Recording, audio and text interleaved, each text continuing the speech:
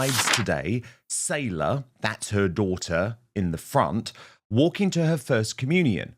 And yep, that's exactly who you think it is. A photo surfaced this weekend. Natalie Martinez posted on X, holy name vibes today, Sailor, that's her daughter in the front, walking to her first communion. And yep, that's exactly who you think it is to her right. Then, however, like everything with Meghan Markle, this event was immediately shrouded in bizarre controversy because Natalie Martinez, once the story had been picked up with the mainstream media, removed her post from social.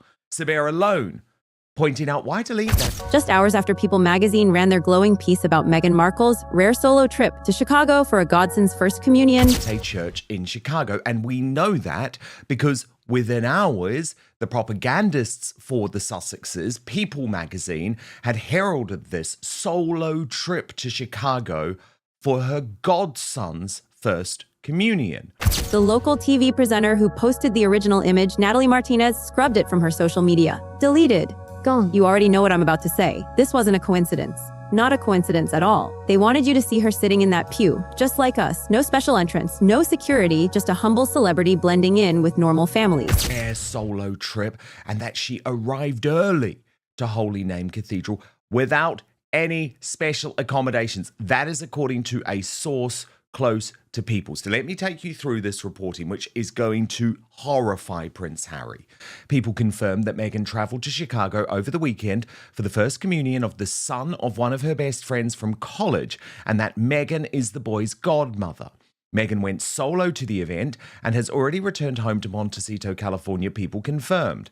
A source also told People that Meghan arrived early to the church and waited with other families and friends in the pews. Oh, she's just like us, folks.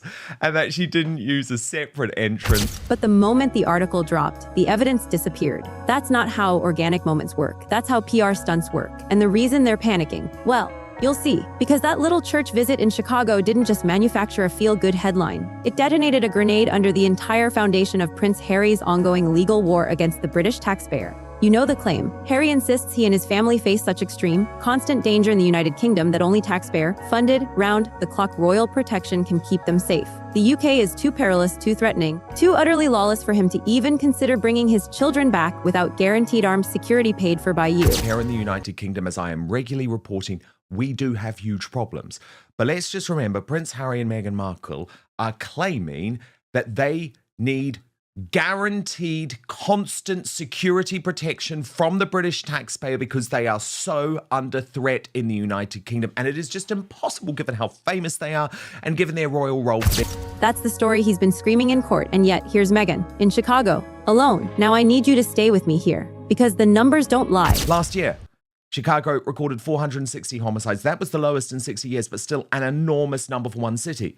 By comparison, England and Wales, with a population of 60 million, recorded 522 homicides. So Chicago's population, only 2.7 million.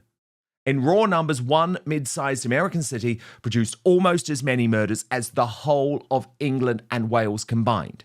That means, Meghan, your chances of being murdered in Chicago is roughly 18 times higher. Chicago is not just any city. Last year, Chicago recorded 4060 homicides. That was praised as the lowest in 60 years, and still, a single American city with 2.7 million people produced almost as many murders as the entire nation of England and Wales combined, population 60 million. The per capita murder risk in Chicago is roughly 18 times higher than it is in the UK.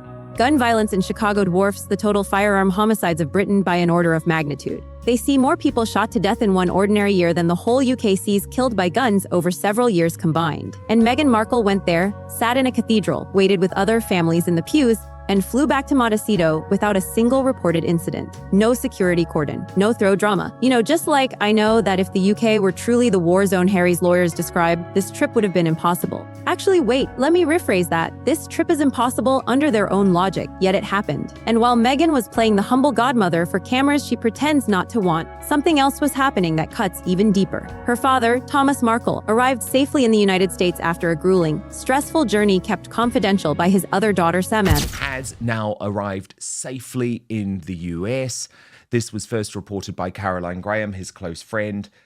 in the mail over the weekend, but I had been speaking to my friend, Samantha Markle, Thomas's other daughter, for quite a few weeks, and I knew that she was absolutely determined to bring her dad home, but she wanted to do so confidentially. She wanted to do so without any type of circus. She was incredibly worried as the trip was made, given his health, and that was very stressful. You know, were the stopovers okay? How was everything on the plane? But yesterday she... No circus, no People magazine exclusive, just a frail old man desperate to be near his grandchildren, finally on American soil. Think about that for a second. Let it sit. A father, not a godson we've never heard of, not a distant college friend's child, her actual father. It's a publicity stunt. She wanted press for this. She wants to look good. But the problem is that Meghan will go and attend the first communion of her godson, who we've never heard of before.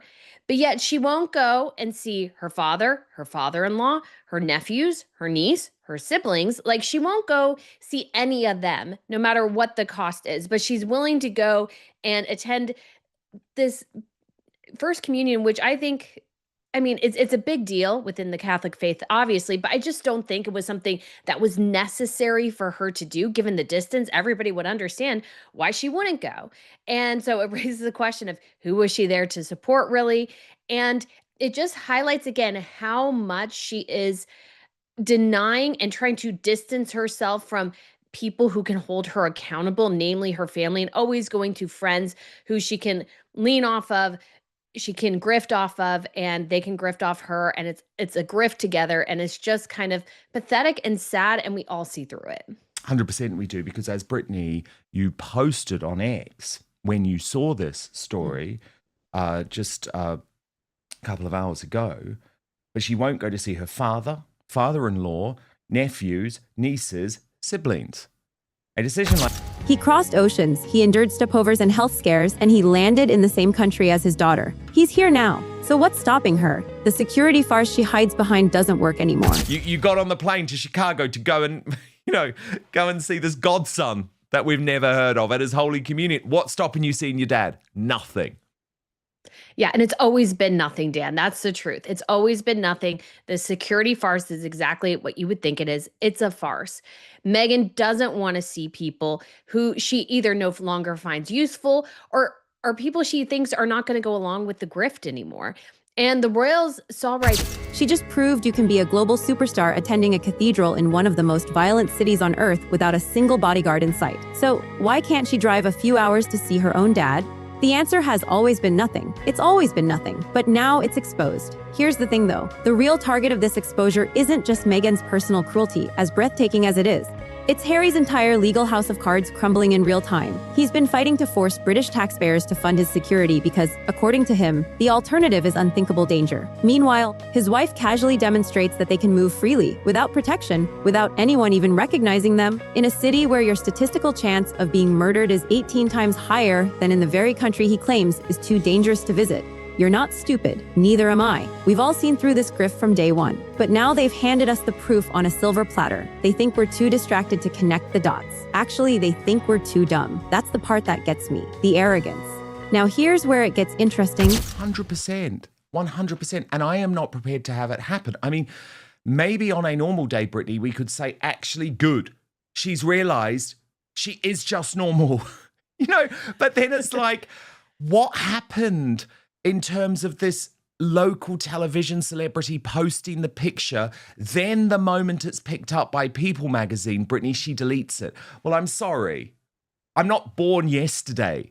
We know the stunts Sunshine Sachs, Meghan's PR company, pulls. It's like, let's get this organically on the internet. Then we can say that People magazine have picked it up via the... Natalie Martinez, the TV journalist who posted and then deleted the photo, is not some naive bystander. She's a media professional. She knows exactly how this game is played. You post a candid shot, let the fan accounts and PR bots circulate it, wait for a friendly outlet like People magazine to pick it up as organic news, and then scrub the original to hide the manufacturing process. I used to play this game. And so when you see that post vanish the moment mainstream media starts reporting, you're not witnessing a slip-up. You're witnessing a choreographed rollout designed to make Meghan look relatable and low maintenance. But they forgot one thing. Every time they stage a moment like this, they leave a trail of evidence that contradicts their other narrative, the one where they're the most threatened family on the planet. You can't be a normal churchgoer blending into the car one day and a targeted royal requiring armed escorts the next. The two stories cannot coexist. This is the part nobody talks about. Beyond the hypocrisy, beyond the daddy issues, beyond the deleted photos, there's a larger machine at work. A machine that depends on you never asking too many questions. Meghan has been desperately trying to rehabilitate her image after a disastrous Australian tour and a cascade of failed ventures. What they're saying about her, and she's looking for anything. She's willing to exploit anyone for a bit of good press.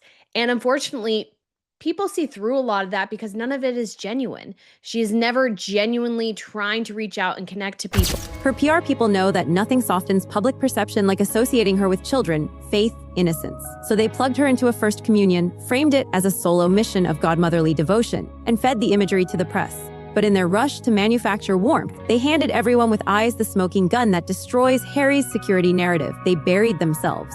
And look, I'll be honest with you. This one hits different for me, because while Meghan plays godmother in Chicago and Harry plays victim in court, real people are footing the bill. Real taxpayers who can't afford their own security are being asked to fund luxury protection for a couple who abandoned their duties and fled to a mansion in California. And they lie to our faces about why. That's not just entitled, that's dark. That's the kind of elite manipulation that makes your stomach turn once you see it clearly, and you do see it. Our community has seen it all along. While the mainstream media prints the press releases verbatim, you are the ones noticing the deleted posts, the timeline gaps, the statistical impossibility of their claims. That's the everything makes sense now payoff moment. The Chicago trip didn't just expose a lie. It validated what you already knew in your gut. Harry and Meghan are not afraid. They're not under unique threat. They're not trapped. They're running a long con to drain every bank account they can, private and public, while playing the perpetual victim. The only thing they truly fear is being held accountable. So where does this leave us? Nowhere neat, no resolution, no apology coming, just the open, simmering anger of watching powerful people lie brazenly and face zero consequences. Thomas Markle sits alone in America while his daughter poses for strategically deleted photos. The British taxpayer waits for a court to see through the farce, and we're left holding the receipts they dropped by accident. I'm asking you directly now, how much longer are we going to let them play us for fools? Are we still pretending this is about security when a church pew in Chicago just screamed the truth louder than any press release ever could? Tell me what you think. I'll be reading